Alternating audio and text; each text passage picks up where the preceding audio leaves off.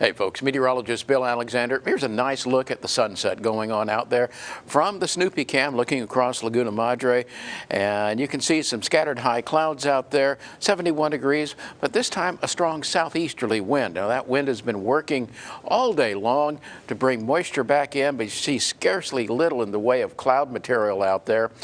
Well, it did get kind of warm today after a chilly morning at 47 degrees, 78 your high this afternoon. But again, no rain, and we're more than, well, 1 3/8 inches below normal for this time of the year. Now, what about rain opportunities coming up? You have to squint your eyes a little bit and maybe see something Friday night, but I wouldn't count on that. You might see a couple of sprinkles along the coastline, and that's going to be about it. Meantime, temperatures this evening, 60s and 70s, middle 80s along the middle Rio Grande Plains, lower 80s along the middle Rio Grande Plains and back into the Edwards Plateau.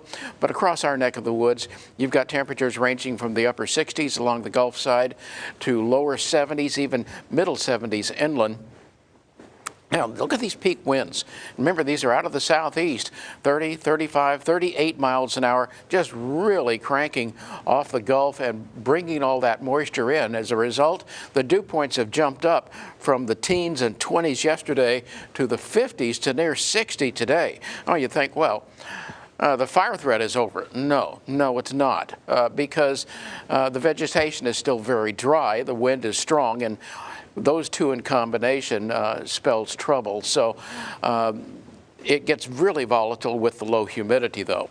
Temperatures overnight tonight, lower to middle 60s across the area as that wind continues. And then tomorrow, you're looking at lower to middle 80s overall, but the immediate coastline, even upper 80s to lower 90s in our southern and western neighborhoods. So it's going to be a scorcher out there tomorrow, near record highs in some locations. But watch this wind.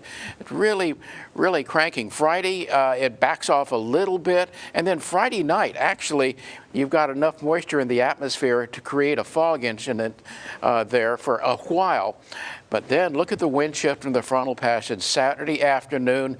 That's where the humidity drops off the table. Watch this. This is your dew point forecast. You can see the high dew points until that front comes through Saturday afternoon, Saturday evening, and here comes the dry air. You can see the dew points plunging to near 30 by Saturday evening. Now, that's only the beginning of that process. It gets dry and windy, and you know what that means.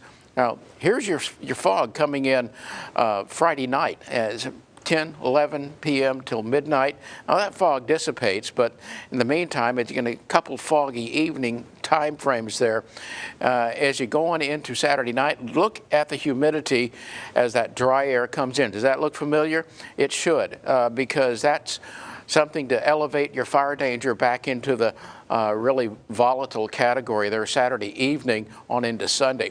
Partly cloudy and windy tomorrow. You're going to be looking at 76 degrees, water at 67. We are looking at a southeast wind at 15 to 20, gusting to 25 knots.